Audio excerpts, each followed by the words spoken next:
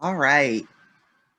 Welcome, everyone. Thank you all for who has joined the call so far. Welcome. Good morning. It is a beautiful Thursday morning today. And I'm just happy to be alive. I don't know about y'all, but with everything that's going on right now and everything that could be going on, we're here with each other. We're healthy for the most part. Um, and we got blood running through our veins. So we got another chance to get this thing together and express ourselves. So I'm just so excited to be here. And I'm so excited to be here with our guests. Welcome to this episode of Creative Direction. I want to first apologize. My Mac is it's got an attitude this morning, and so it has decided to be vocal. My fan is running right now, so if you hear that little sound in the background, that is my Mac trying not to shut down completely on me, doing what it can to stay on and cool. So when I'm not speaking, I'm going to mute myself so I won't interfere.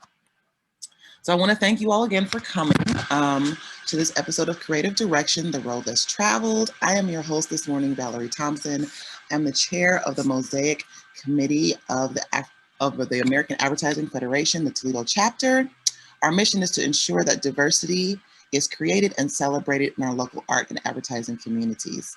Today, we have the amazing opportunity to share with our special guests, Sophia Fisher, digital marketing strategist, and Sylvia Lopez Chavez, interdisciplinary artist. I'm going to let them introduce themselves in just a moment. I have a few housekeeping items that I want to throw out there for our guests. We'd like for everyone to mute themselves at this point so that we can hear everyone clearly. We will have a question and answer session at the end, the last 10 or 15 minutes. So we ask that if you do have a question, to please wait until the question and answer portion to ask it. You can also ask or place your question in the chat, and we will acknowledge that in that period. If you want to give an announcement or something like that, we'll do that at the end as well. So please hold that to the end. After the call, we will be sending out a follow-up email that includes a link to a nice little morning playlist that you can jam to, and a link to our to a survey about the event, and a list of any upcoming events that we have going on. So be on the lookout for that. And then lastly, we'll also end with a giveaway. So we have a special little prize for one of our attendants today. So without further ado, we're going to get started. Sophia, I'm going to have you introduce yourself first, and then Sylvia. Okay, great. Hey, good morning, everyone. Nice to meet you. I'm Sophia Fisher, and I'm with Concentric Group, specializing in a parent division of their company, which is called Convert. We offer learning management systems online and digital asset management platforms. My background also is I'm also freelance owner of Urban Adrenaline Media, and have about over 10 years of extensive experience in digital media and marketing. And I also just recently obtained my certification for diversity executives. So I'm definitely committed to diversity and inclusion, and what that means from an advertising perspective, and how you represent your brands for actually client brands, or yourselves, even as agencies. What are you doing to attract a diverse talent base? And how do you also represent your clients when your clients are trying to get into maybe branding themselves, not only just for attracting and retaining talent, but also from just brand objectives, campaigns, and goals. Representation of, being authentic, and how you represent different cultures and attitudes and messaging is very crucial. So I guess with that, I'm going to pass the ball to Sylvia. Nice to meet everybody. Thank you, Sophia. My name is Sylvia Lopez Chavez. I am an interdisciplinary artist and graphic designer, illustrator. I kind of navigate between the intersection of art, design, and community. And my background is quite a mix of things. I am originally from the Dominican Republic, where I grew up, and started with my fine art education and experience, and then came to the United States to continue my art and design education in Boston. And a lot of opportunities came up from that, and I'm still here, which I never thought, coming from the Caribbean, I would actually be in such a cold place in wintertime. But here I am, and I am very grateful for all the experiences I've had. I've been able to really blend a lot of my passions and love since I was a little kid, being able to work with in the design realm, and really first very focused on right out of college on illustration and graphic design, working for the Museum of Fine Arts in Boston for many years, and where I met my good friend Melissa Werman, who's here in this group, and also be able to teach and work in community, which is a big part of what I do. Working in the studio as a painter and illustrator or designer have been something that is very always very individual and kind of on your own. And I love people. I love being able to connect with people in various forms. So community work has been a big part of that. And I have been able to use that through the work that I'm doing even more today, which has been very much focused on mural work and public art in general. So I'll be hopefully sharing a lot more of those experiences as we converse. Thank you. That's awesome. Thank you, Sylvia. And I know that this weather has to be a shock to you. We hate it too. Oh, I'm just speaking for myself.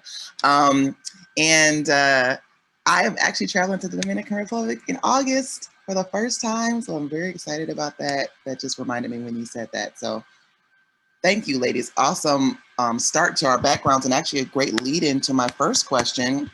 I want to be able to talk a little bit about what got you started in your professions. What was your inspiration? What made it click for you? What were your beginning stories like? I'll start with you, Sylvia. Sure. I feel like for me, I've been very blessed by having family that has always loved music. You know, coming from a small country in a Caribbean island, it's art and music it's part of our daily experience in a lot of ways, but at the same time, it's never a career. It's never something that's a hobby. There's always something you actually do on the side. It's never like what you make a living from. And so being able to have some family members who were architects, some family that also just surrounded myself with like visual arts and music helped a ton. I was very much inspired by that, my upbringing, and being able to have to decide between like performing arts and visual arts was always hard for me, but at some point I had to actually make that decision. And I always loved being able to expand my creativity through various forms. I never felt like one single thing was my thing. And so as much as people pushed me to become an expert on the one thing, which we need to learn and write and grow our craftsmanship in one particular area that defines us usually. But creativity is like all creatives have various outlets on how they express themselves. I wanted to be a fashion designer. I wanted to be an architect. I wanted to be a painter. I wanted to be a teacher. And then today, through various forms, I would say I'm doing a little bit of all of that in some way, which is fantastic. Inspiration comes from a lot of places. Sometimes it's environment, sometimes it's music, sometimes it's all of that. But I think that scholarships really allowed me to have opportunities to study fine art in the Dominican Republic, and then eventually applied arts as I came to Boston, knowing that I will always be someone who will be creating no matter what I did as a profession. I wanted to build my toolkit and my skill sets. So when I came to Boston to study at the Massachusetts College of Art and Design, I decided to go for illustration and communications. And so that expanded my ability to work here and to learn new and have a lot more experience in this sense. So that allowed me to get a job even before I graduated from school at the museum, and eventually expanded into opportunities through teaching as well as residencies doing both design and art, and eventually into the public art realm where through grants and various opportunities, I've been able to do that in combination with freelance design and illustration work. And so, yeah, I think that the path has been always like this intertwined situation of various forms of creativity, and feel very good about where I'm at today, and being able to do with passion what I create now, blending all these skill sets. Artists can never have just one job, can we? Like, I think it's impossible. Like we always have to be doing 25 things. And it helps when you're good at a lot of things, or when you kind of start, you just have an affinity and you can just pick up things. So it's really easy to get tied into a lot of different things. But I think that that's a beauty, like you said, to be able to combine things in a new way. You make your own path, right? You forge your own way. I think that's so important for especially young artists to know that it doesn't have to just be this one thing. You don't have to pigeonhole yourself. You don't have to just be this type of artist or that type of artist. You can dabble, you can mix, you can, that's the whole point of being creative and having a creative profession. And especially today, people are doing these hybrid jobs and they're mixing and matching, and they're consulting over here. It's not the same workforce that it used to be, especially in the art industry. So I think that that speaks very well to the fact that you can kind of pick up on anything and make it apply or put your own spin on it. And that's not just okay, but that sets you apart from everyone else. And that gives you a unique set of skills that will help to advance you. So that's awesome. And a great support system, it sounds like, that you have in your family that makes such a difference to know people growing up who are doing kind of what you want to do. Awesome, thank you. How about you, Sophia? How'd you get started? Well, I grew up in rural America, and I was the youngest of 5 children, 3 older brothers and a sister. And my brothers played a lot of sports. So I really love sports. I really thrived in sports. So joining teams early on, I really enjoyed that. I enjoyed all kinds of sports, and I was fortunate enough throughout high school to be, chosen as captain, become leadership positions, and on the playground, which is something that I found very interesting. When kids are small and you pick your own teams and you're on the playground, I think that's when you really learn leadership skills. You learn how to work well with others. And I think that's an important part for in current day and modern day to continue to do that, where we allow children, they look at us through a different lens, or at each other in a different lens on the playground, and they are competitive and they want to win. But I think those are some of the best lessons that I've learned, was being a team captain growing up. And then I played college sports. I was very fortunate to do that as well. And then undergrad, I became a sports marketing major with PR communication degree as well. I was a dual major, and just the love of sports. And I had the blessed opportunity for my first position at University of Toledo for women's athletics. It was a Title IX position, which at that time, very few women were getting scholarships from women's sports. And that was obviously a marginalized position. A lot of men traditionally were getting more of the larger scholarships to go to school.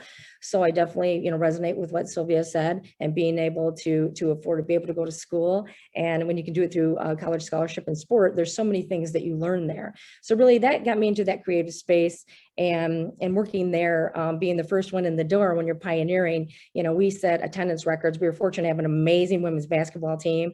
We broke many attendance records, and that was when they weren't really promoting women's sports, to be honest with you, and being mandated with Title IX, agreements. There's just a lot of things we didn't have. We didn't have commercials for women's sports at the time. We didn't have a lot of that notoriety. We didn't have large and very thick advertising program booklets like they do at the men's games. So a lot of that promotion was grassroots. I loved it. We promoted women's soccer and a lot of the other, what they called at that time, non-revenue generating sports. So that's really where I got into loving sports marketing and branding. That's where we started branding certain female athletes. So that was really fun, and giving them notoriety on a billboard or in a program. So that was really cool, getting into the advertising and the promotional piece of that. After that point, at that time, I don't know if you guys remember the Glass Bowl Stadium is at UT, of course.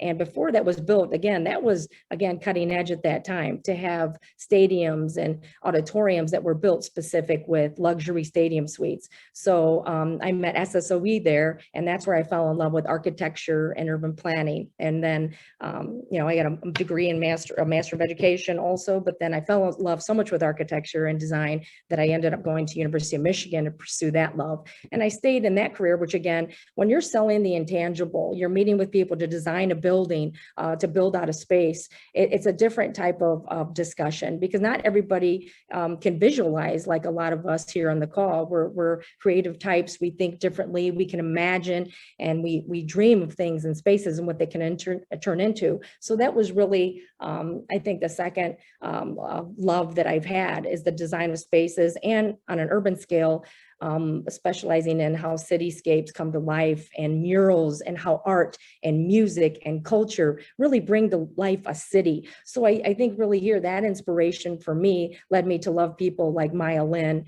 who is landscape architect. She's very famous now. She did the Veterans Memorial many years back. She won a contest when she was at Yale. But looking at things like that when you're growing up, and obviously University of Michigan, outstanding architectural program, but beyond that, it's the depth of culture that they bring to the table. You're getting international students, so you're doing design competitions that do integrate things like cityscapes, and again, the art that's so beautiful that when you walk through a cityscape, you might just peek down a certain alley and you see just something that is so amazing with bright colors and a lot of intricate messaging there. So I think a lot of my inspiration really, when you go and you look at not just digital markets and digital things that are created, and that's where I transitioned finally into digital, and have been there ever since, because I think there's a lot of the beauty of when I got into architecture, there were still the gentlemen that were hand rendering things like artists do, and it was just transitioning at that time with CAD, which is obviously a software program. So I was very blessed and inspired to be able to have both minds, to appreciate the hand rendering and the art of it, but then also see what a digital software program can do and develop. So I guess I'll leave it at that, but I fell in love with both, and I still dabble in both. And I really think it's a different mindset if you can design creative spaces for yourself, even where you live or how you organize yourself. But then more importantly, how do you translate that for the client, listen and learn, and then bring something to life? So I find it just an ongoing process, and ever-changing process. And boy, you got to keep up with it, because it always changes fast, but keep an open mind. Isn't it funny? We're in that kind of like technology shift as artists. So it goes from, this is how it's done here, and then this software program comes out, or this upgrade happens, and then now things are being done differently, and everyone kind of has to transition. But I'm glad that I've been able to see that shift, like you said, because that makes such a difference, I think, in what you bring to the table, your eye, your skill set. When you have to draw something by hand, you have a little bit more appreciation of the process, I think, than if you strictly grew up with computers and that was the only thing going. So that really gives some depth to your level of skill. But I also like that both of you kind of had an architectural influence in your upbringing. That's so cool to think about. In these two different parts of the world, both of you were kind of getting that same foundation in your design thinking. Sophia, I'm going to stay with you. What would you go back to tell that girl on the kickball field, or maybe that girl that was in sports marketing program? What would you go back and tell your former self, a piece of advice that you know now that you didn't know then? Is there anything that you would do differently, or anything that you would approach differently now that you know what you know? I think I'd take more risk. I think when you're younger, or even in the sports marketing world, or even as when you're working in teams, I think everybody should have a voice, but at the same time, there's sometimes when you think maybe you shouldn't say this idea, or you have something that you want to say, you don't bring it to the table. But I think I would have taken more risk, or a lot of times when you're an athlete and you're playing sports, you have a playbook and you go by that playbook. Sometimes the playbook doesn't work. It doesn't work out your way. And sometimes you have to be quick on your feet and do things differently. And some things don't turn out the way you want them to turn out. So I think if I would go back and tell myself that it's okay that if something takes a different direction, that perhaps you should try something new. And there are blessings in so many things that happen to you in your life. If you don't see them at that time and moment, you lose a big game, or you didn't make the last shot, but it doesn't mean you won't make the next shot, if that makes sense. So I think it's just allowing yourself to grow and be open. I think too, it's like sometimes you think, boy, okay, I'm going to graduate from high school, I'm going to go to this college, I'm going to get this job, I'm going to marry this person, I'm going to have these children, buy this house. Life doesn't really work that way. It throws you some curves. Talk about curveballs with sports analogies, sorry, but I have to use it. And I think really it's being able to navigate those challenges and then also, celebrate yourself along the way. Even if it seems like a failure, you're still winning because you showed up, you played the best game that you could, bring your best self to the game. And if it doesn't, you don't win, you win some, you lose some, and hope you win more than you lose.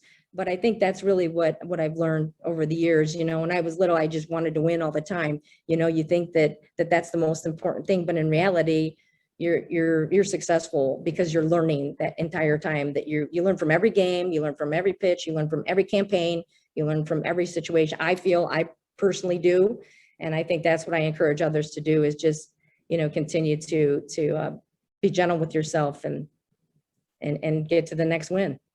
It's about perspective, isn't it? We have two different ways that you can look at something that's as a good thing, as beneficial, or as a bad thing, regardless of what it is.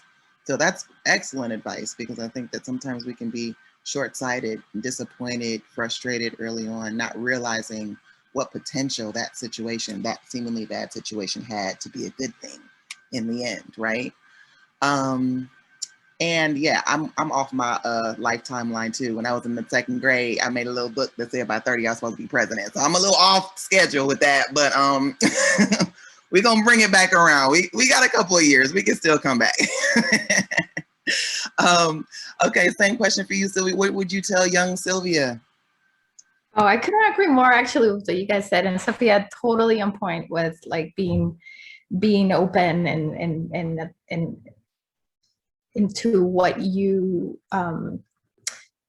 what happens in life. Like we have these dreams, we have these goals, we have this drivenness to who we are and what we want out of this life. And it's really important to me that that we trust ourselves, that we trust our gut, that we trust the path that we're taking, that we actually have to be able to flex and be able to adapt, right? And so that is, when you're young, when you're a little kid, when you're a teenager, when you're in college, like you think and you don't know yourself that well. Like I would say I would really try to spend more time trying to get to know myself, to try to really understand what is it that makes me driven, what is it that really makes me excited about life, about what I want to be creating and the changes I want to see in this world. Because a lot of our like these feelings and these passions come from who we are and how like our experiences and our upbringing and our beliefs and all of these things come together. And imagine if like we figure that out early on, and then we can apply that to like our job situations, our professional endeavors that we go into, then we are truly who we are, and we can be that the fullest of ourselves, give ourselves fully into what we do. And I think that that's definitely something I would do. And the other thing I would tell you is like, there's a lot of talented people out there. In talent, what I've been learning is like maybe 30-40% of success, of whatever success might look like for people. And in my case, I would say like is like really understanding that is putting in the hours. It's like being professional about what you do. It's like really honing your craftsmanship, and then it's knowing also like that you need to have also and learn these tools to be able to have this career with a business mindset. Whether you're a designer or an artist or an illustrator, whatever it is that you're going into, I feel like universities should be teaching mini MBAs for artists, for designers, for all of us, because whether you work for a company or not, you learn about numbers, you learn about marketing, you learn about so many things that are going to be so crucial for a successful career in the creative field. And we are so focused on like, of course, developing our talents and our craftsmanship and our skill sets and learning tools, which constantly evolve, as you mentioned before. And so we will have to be doing that no matter what, like learning as we go and constantly adapting to new technologies. But I think that I wish that was something I knew early on. I was like, oh, talent is going to get me everywhere. And I'm like, great portfolio is going to open doors. And yes, it's very important, but it's a small part of the rest. Oh, So, absolutely. That's one thing that I didn't know either. That was the bad part. And it's so funny too, how, like you said, how much of a large portion of your job isn't going to be art. You know, sales and accounting and these other business areas that make a business run, make an art studio run, make a freelancer legitimate, taxes and these other things. You know, we kind of stumble through that. All we want to do is make stuff. That's what I tell my financial person all the time. I just want to draw. I just want to make things. I don't want to add. I don't want to have a balance sheet. What is that? I don't care about any of that. But and you're right, that makes up so much of what we have to do all the time in order to be successful. But in college, you have a million design classes and one little portfolio class, right? And that is supposed to teach you everything. It's just, you're absolutely right. You champion more for that and be a resource for artists to tell them about the ropes, the things they've been experiencing, outcomes that can make or break an artist, honestly. A freelancer lives and dies by that bank account. What are you bringing in? Are you balancing things? So important. Hey, Valerie, I can't hear you very well. You're kind of. I yeah, the sound kind of went down a little bit. I don't know what happened, but my back.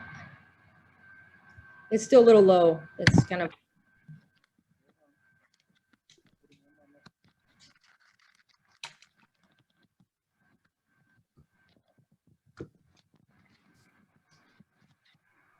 Now. There you go. much better, yeah. Okay. Yeah. All right. So on to the next. I want to know what keeps you ladies up at night. Is there anything about your profession, about how people view you, about something that's happened that has really made a lasting impression on you that you just you want to tackle, you want to tell the world, no, it's not like this, it's like that.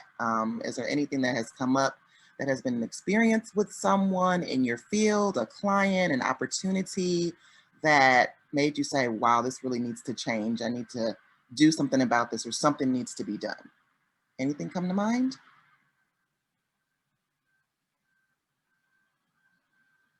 Either one. I value sleep. And I used to be that person, but I really worked on myself because I'm not going to lie to you. There's things that get to you. You wish this client, what they mean by that, or what they say this, or, whatever. But to be honest with you, that has been one of the best things that took me a long time to learn, is you can't take things personally. Things aren't always going to go your way. Maybe a campaign doesn't go that great. And I think at the end of the day, you look at yourself and you say, at least you had the right intention, the desire to do well, deliver the best campaign you could have. You have conversations with people, but I think they're growing opportunities. But for me now, I'm so busy. By the end of the day, I really value prayer and meditation, and I try not to do that to myself anymore, because for that day, it's been a blessing. Get up and get after it the next day. So I guess that's been the hardest part, probably, about just being human and your personal life and your family and all these things come into play. But I think quieting the mind has been something that I cherish, and I will probably work on the rest of my life, because we have so much, we're inundated with so many thoughts and feelings. So I guess I would say, that is something, I try to get my sleep and value that, and try to have downtime, a little nice Epsom salt bath, a little candle, whatever moves you, but whatever gets you away from the day, because it can eat you alive if you let it, right? And we're all kind of perfectionists. We want the ad to look a certain way. We want the commercial to look a certain way. What did your boss mean by that? Or, why is my creative team so difficult? I mean, we're not going to have perfect days, but I think at the end of the day, we realize there's more to life than work. And I think it's self-care.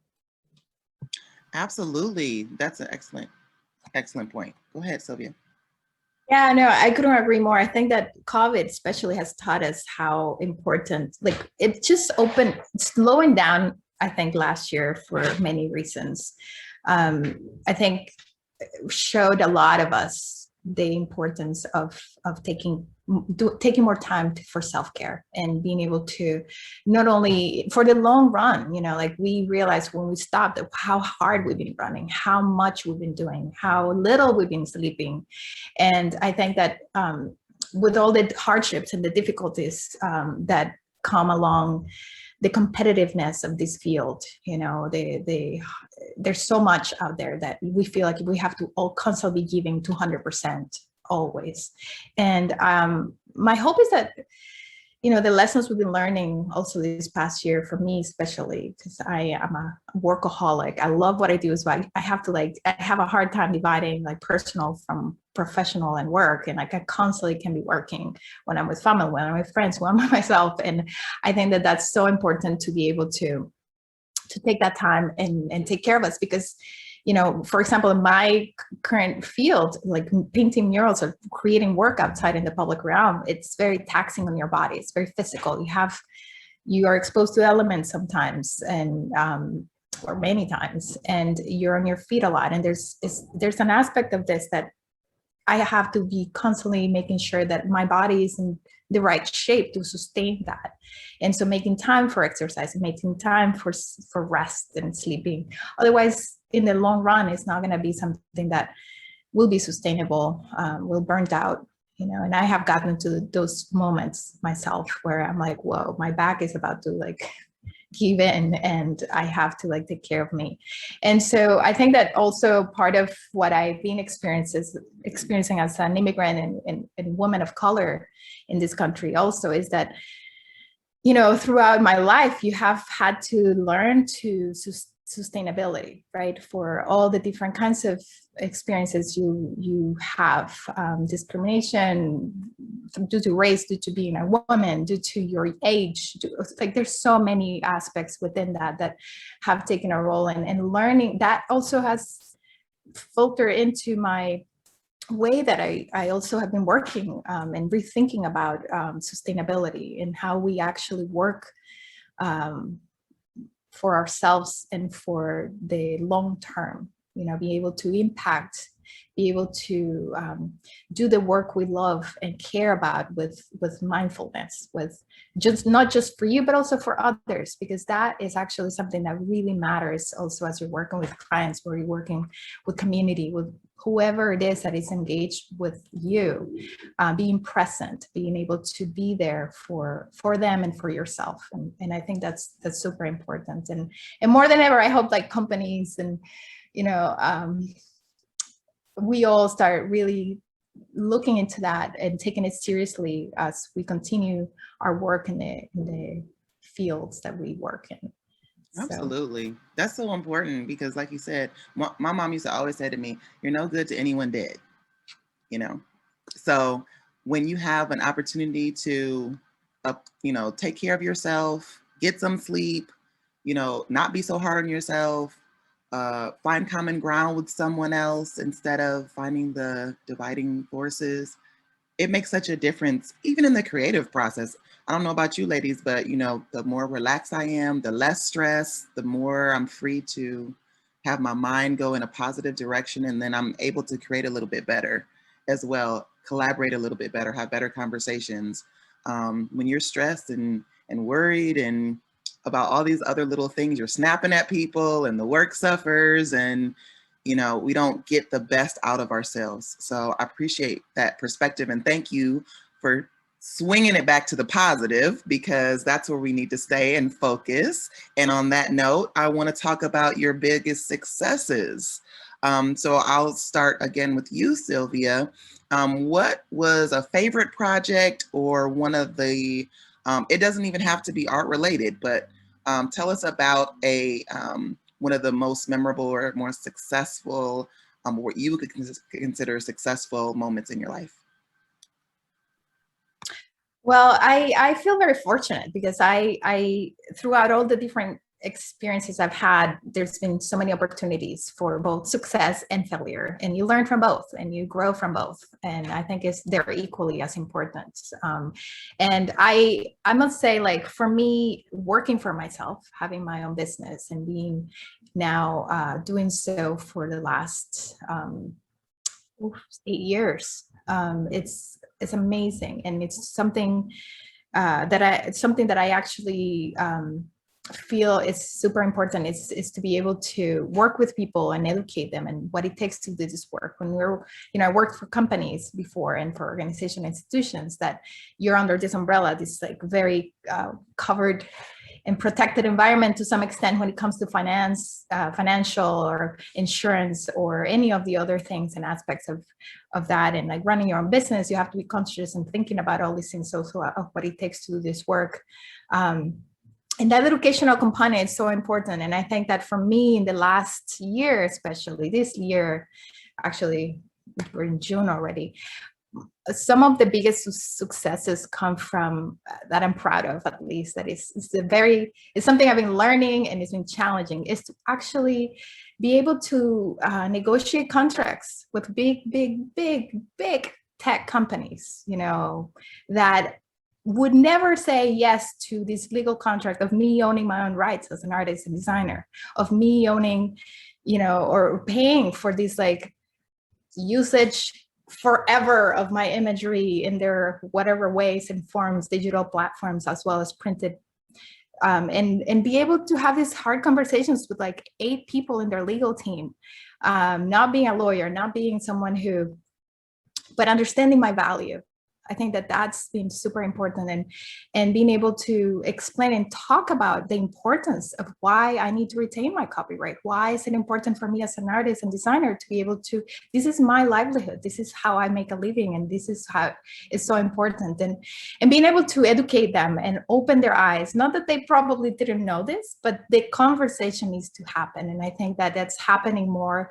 And as we take courage to talk about these things with negotiation, with the contracts that we're working on, I think that being successful at either co-sharing copyrights, which has been one thing that has happened, or for them understanding that we can address issues, that we can address their concerns of how I would use the work that has been created for them as a commission, or so being able to like still keep my copyright with negotiating the right thing with them, so their concerns are addressed.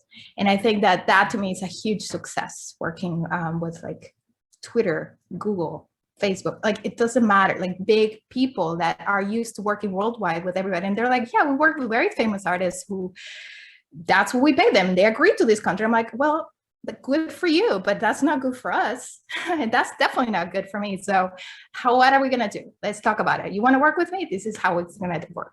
And let's figure it out together. Like, let's just spell it out. And I think that comes with like knowing your value, knowing who you are and what you're offering. It doesn't matter how famous or least famous you are.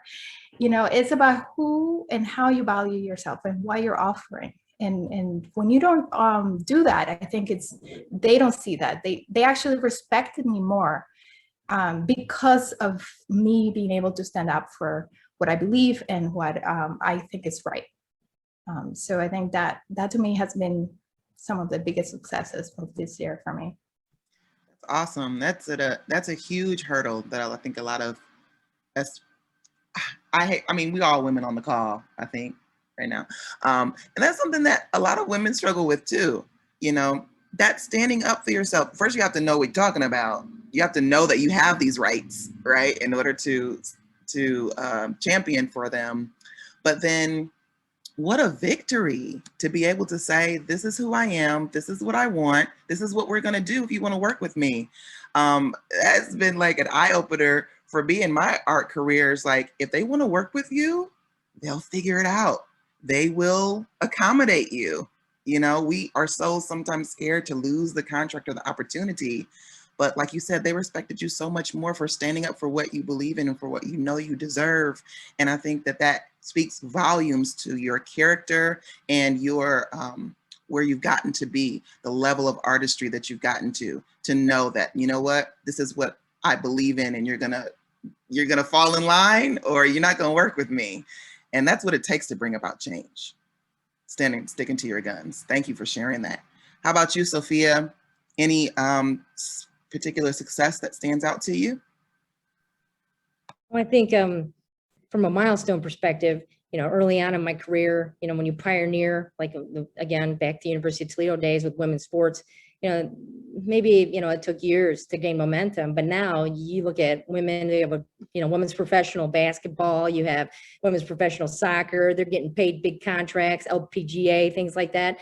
So, I mean, I think from a milestone perspective, being involved on the beginning of that type of momentum and that journey, I now look back and, we set a lot of records and that was great, but now I see sometimes you pioneer something, you may not see that effort for many years later. So I still kind of, get excited about that and enjoy that momentum that I was part of, right?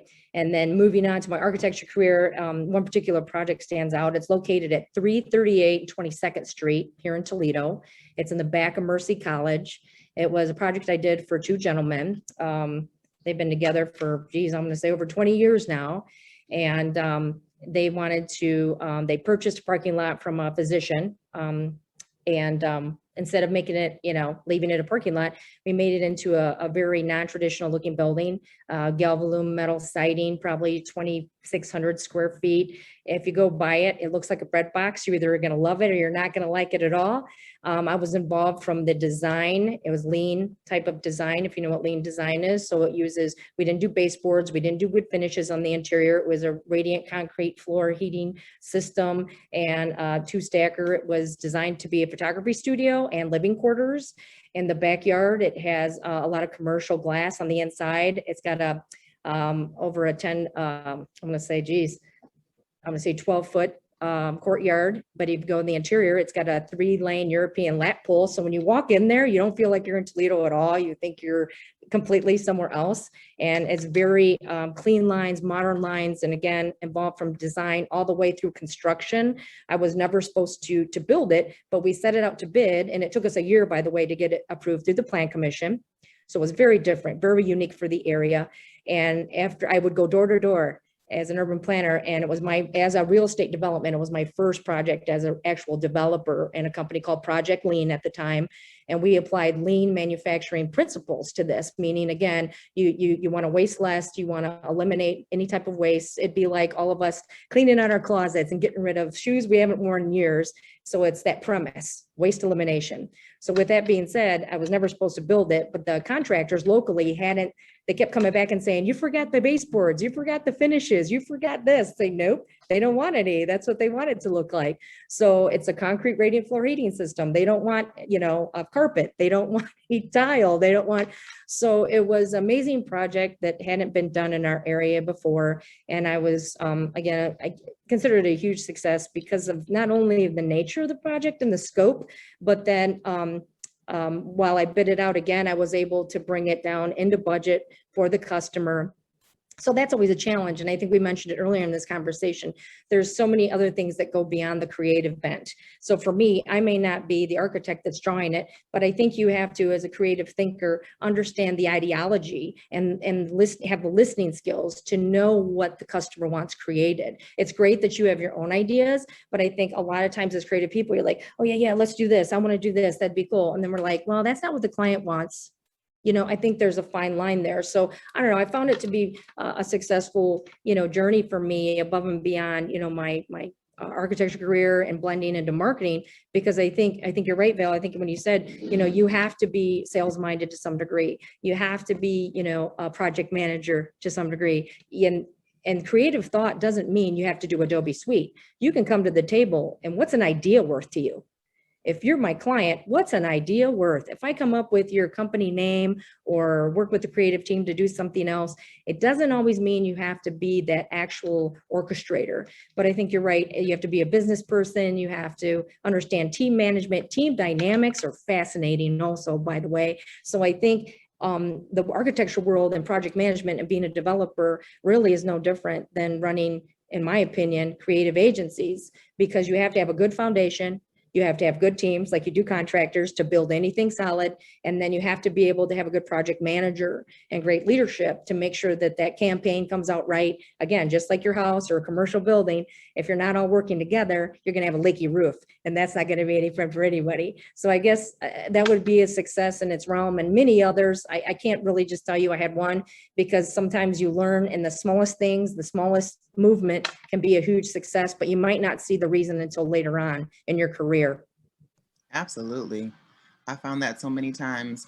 And to your point, I loved how you did something that hadn't been done before here in this area, and how you talked about ideas. You know, like you said, what we put down on paper or what we input into the computer, that's not where creativity starts and stops. We have so much more that we bring to the table. Like you said, idea generation and consulting and project management and these other kind of intangible skills that are so important for something to work out successfully. We got to think about the value that we bring with that as well. We're not just one trick ponies. We have a wealth of tools that we bring to the table that should be valued, and I will say it, compensated for. And like Sylvia said, make sure that's in the contract. You're going to give it to me how I want it, and that's just going to be it. But to be able to know what you bring to the table is half the battle. So excellent. So I'm going to open it up. We have a little over 10 minutes left to go. So I'm going to open it up to the group. Does anyone have any questions for Sophia and Sylvia? And I have more questions if you don't, but I want to give everyone an opportunity to be able to share. So if you want to unmute yourself and ask, you can. If you want to put it in the chat, you can. Anyone? Well, I'll sort of add something here. So as Sylvia mentioned, like we go way back. That was kind of like our first jobs out of college. And Sylvia's been an inspiration to me still on a daily basis, because seeing her as a young designer, like even on our roughest day, she was the first one to like crank up the music and like get everybody out of their chairs, like have a dance party. Like she always finds such joy in things. And I can remember one instance where she was like on bed rest or something. I don't know, you had a surgery or you were there was something going on. And it's like, instead of like being in a funk, she basically took it like as an opportunity to just start doing hand studies and feet studies. And she just did, I don't even know how many drawings of hands and feet, because she couldn't get out of her bed. And I was just so inspired by that, like that curiosity that she always had to never stop learning. So like so I guess my question then for both Sylvia and Sophia, like what's like, obviously we know like sports and architecture stuff, but like what's some of the other things that like somehow found like a way into like totally unrelated hobbies or interests, not related to art or design or advertising, that like has found a way into your work? Thank you, Mel. Yeah, it was a major leg surgery that I had. I was like in bed for like 3 months. And I would say, you know, inspiration and influences come from so many places. I feel like my upbringing, for example, in the Dominican Republic, just by nature and so being surrounded by so much color in nature and architecture and just like the cultural, like way people wear clothes and the color, it's influenced my work. My work is extremely colorful, especially here in New England. People are like, "Wow, it's a lot of color," but it's I think that nature has always played a role. Like I'm a avid, like I love going for hikes and like going, you know, just being able to be around the ocean, being in nature in general. It's always been a thing. And I'm also like very driven by, like inspired by data and research. I am actually someone who loves reading and learning about a specific location or site where public art piece is going to go to. And like that always has been something, like learning about how even the light affects that wall or that space, or who uses that space, and the people interacting with it, and animals, whatever it is.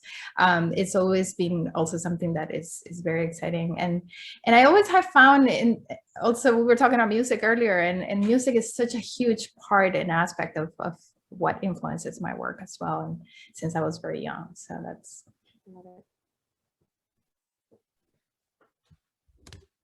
Sophia, you want to take that too?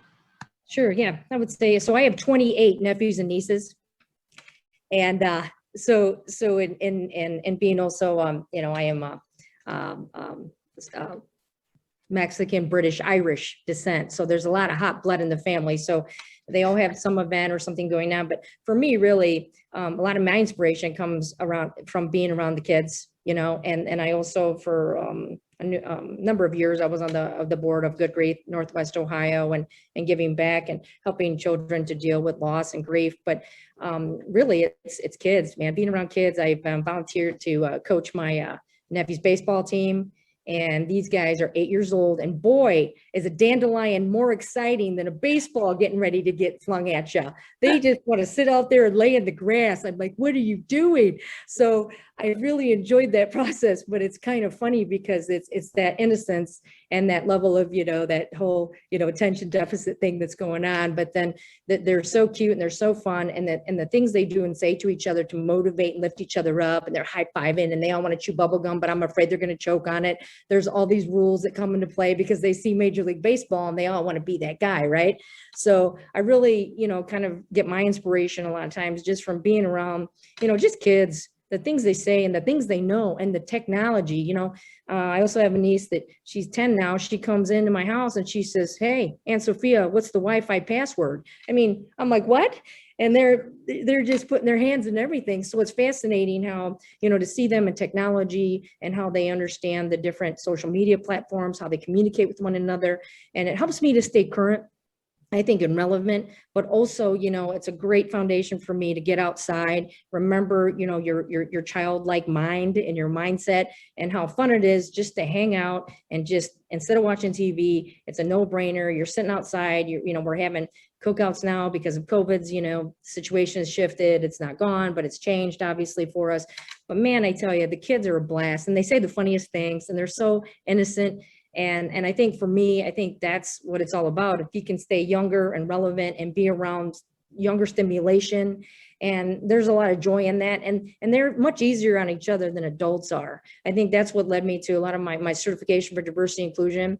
And getting that, I learned so much about how adults need to learn how to play together again, how to communicate with each other again, how to be a little bit easier, how to be kinder and gentler, and in the boardrooms. But it's so funny how if I sit back and watch the kids play in baseball, the team orientation is so raw there, and they want to be participatory, but they also take care of each other a lot better sometimes. So I think there's a lot of fun things we can learn from kids. And I guess with that, I'd say just that's what moves me to learn more and stay relevant. And diversity inclusion, obviously, for this forum too, and with Mosaic and the great job that Vail and the Ag Club's been doing to move that needle. I think we're beginning to touch the surface in this country with what's been happening with Black Lives Matters, with all kinds of other initiatives. I think, it's a discussion that's not going to go away. And the more people we can bring to the table like ourselves, that we can see each other, know each other as people, then I think we work together better. Absolutely. And like you were saying, kids want, before they learn all the crap that we teach them about division and you're different and all that stuff, they show us what it's like to have inclusion in a pure form, right? They don't judge, they don't exclude, not off of race anyway. Kids have got their own little rules that they follow, but you're absolutely right. Taking it back to that simpler time, I guess that younger mindset, eliminate some of the stuff that we put in the mix that doesn't even need to be there, especially in the creative space. If anyone should be open-minded and free and, embracing of differences, celebrating that, it should be the creative community. I really believe that. And you ladies are walking testimony to that. So I'm going to end with just one final question. And that is, what's the number one takeaway that you'd like to leave us with? You've given us lots of great gems today, and I just want to know what you would have us to know, if nothing else. That could be a mantra, that can be a lesson learned, that can be a, inspiration, but what would you like to leave us with? Anyone can start. Well, I would say work doesn't happen in a vacuum, and being able to be adaptable, being able to be open to collaboration. You're constantly working with other people. Like Sophia was saying, teamwork is so important, whether you're working with clients, you're working with colleagues. And I think that's one aspect of being adaptable, flexible, and also being able to trust yourself, to trust your gut. be stubborn at what you need to be stubborn at, and go and move forward that way. And I must say, like, I also feel like it's so important, especially now, to really take a focus on disrupting the status quo. Just push boundaries and challenge what's established. This is a really good time to do so. And we see this happening in so many different levels in society and in the workforce. And I think that that's a very exciting thing to do. And that's definitely the way forward, whether we're pushing forward with environmental issues or social issues. I think is crucial. And I'm excited, to be part of that conversation, be part of that work. With the Children's Museum in Boston, we're currently in a collab doing this design that helps disrupt bias. It's exactly the conversation we have, which happens so early stages of the human development, and addressing those issues around race and gender, religion, and create a safe space where families and children can actually have these challenging, sometimes very complex topics and conversations about it. I think it's important. So being able to celebrate our differences and learn about our similarities to break down barriers. And at the end, it's just really being able to see how that makes us stronger as a society. I think that being able to be open and learn about ourselves, but also be open and listen to others. It definitely helps our work, our clients, the world, just to listen a little more. Absolutely. Agree 100%. That's the openness is the first step, seems like. If we're closed-minded, if we're closed, period, how can we receive anything, right? All right, Sophia. We can grow that way. Yes, and and that's the thing. I think that we're trying to put so much rules, regulations, policy, procedure, all this around it, and it makes it this chore to do, right? This next thing to do. It's like, we're going to use this new email platform at work. Oh, here's a new diversity program. They're executed in the same way, but it's two totally different things. This is people. This is your belief system. This is who you are at the end of the day. To take this clinical kind of cold approach to it, it makes it more complicated than it needs to be. Be open to hearing the other person's account, side of things, opinion, experiences, whatever that may be. And then take that in as the truth, move forward and accept them for who they are, just like you would want someone to do with you. I think that's excellent advice for us to be able to be more open to listening, actively listening with good intent and positive vibes. So thank you for that. How about you, Sophia? What do you want to leave us with? I'll just say, be your authentic self. I think a lot of times we try to fit into something we don't fit into, or we want to force something that doesn't work for us, or, maybe you don't gel with 100% with a client or something like that. You don't have to be perfect. We're all different. And I think a lot of times, you are representing your firm, you're representing yourself, you're representing your family and that type of thing. But as long as you're your authentic self and you stay true to yourself and let yourself shine through, we're all different. And we all come from different experiences and different family upbringings and learned behaviors even, and I think if you're your authentic self, then so many things come off so much better, and allowing people to be themselves, who they are, and just letting them be. I think, we can only control ourselves and our own reactions to things. But, what's funny, as advertisers and the creative field and stuff, we're into messaging and sending messages to people, and messages can move you or break you down in minutes, right? We know about the emotional component of our brands and messaging and advertising. So I think if we look at ourselves and say, as long as you're being true to yourself, and you can look at yourself in the mirror before you go to bed at night and show some smiles and kindness where there might not be any, and you did your best that day, I think that's all you can do. But it's always self-work. I'm always reading a book, or I'm trying to do this or that. You're trying to get to that. What is that authentic self? What makes me happy? I heard something yesterday that was, write down the 10 things right now that, like a bucket list almost, but beyond that are really important to you, that would, at the end of your life, make you feel successful. What are those 10 things for you? So it's an interesting question to ponder, and what matters most to you, and I think for me, I challenged myself to do it. I started writing it down, and it's not as easy as you think it would be. So I guess I would say just authentic self would be it. So that's a good one. And thank you for that homework. We all need to participate in that exercise, because I think that shifts over time too, right? You know, those 10 things probably weren't the same 10 things from 10 years ago, you know, or even from a couple of years ago, pre-pandemic even, you know, that has changed a lot of minds and feelings about what's important and reshifted priorities. So that's excellent. Thank you for leaving us with that.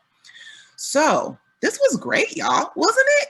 I learned so much. I'm so inspired to go out and, first of all, stand up for what I know I'm worth. That's gonna be my attitude for today. Like, no, I'm not taking that first contract. We redraft that.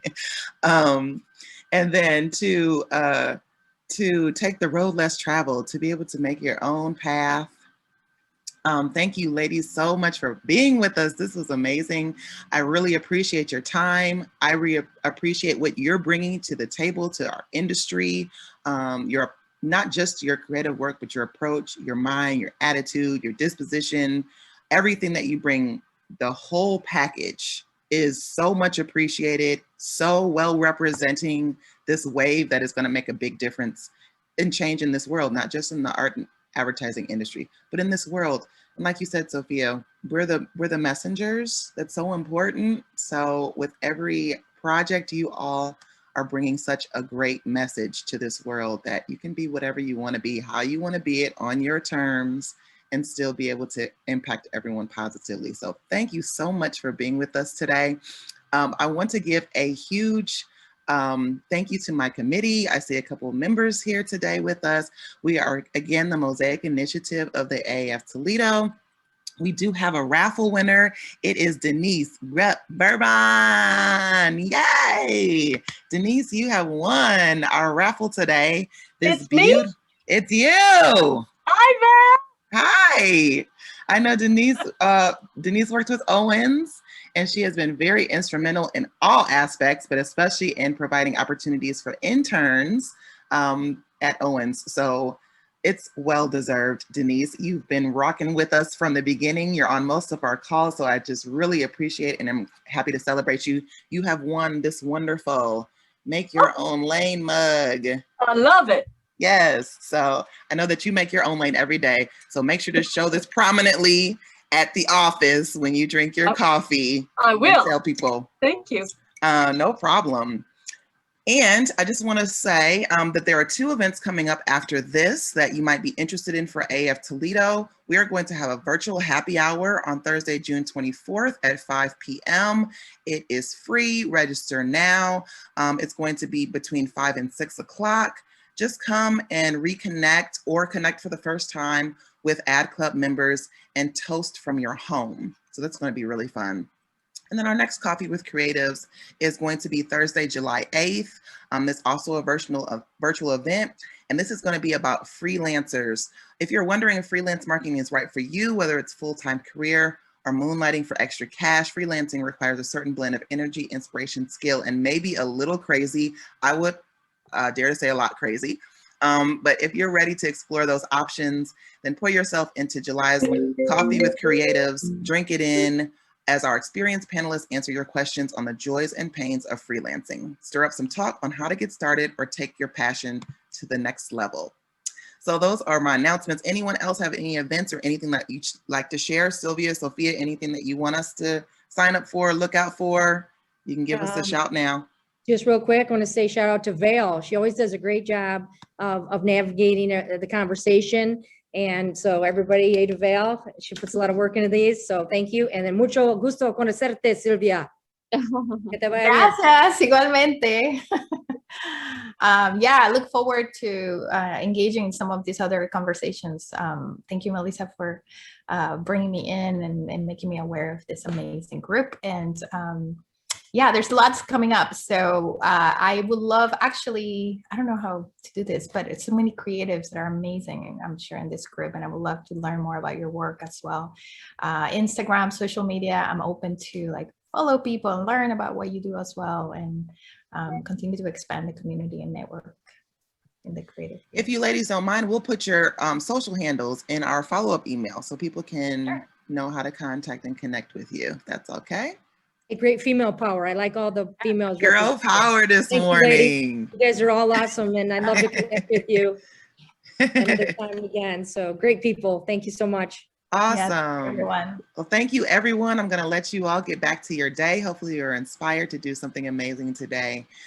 Join us next time. Thank you for coming. Have a good rest of your day. Bye-bye. Bye, everyone.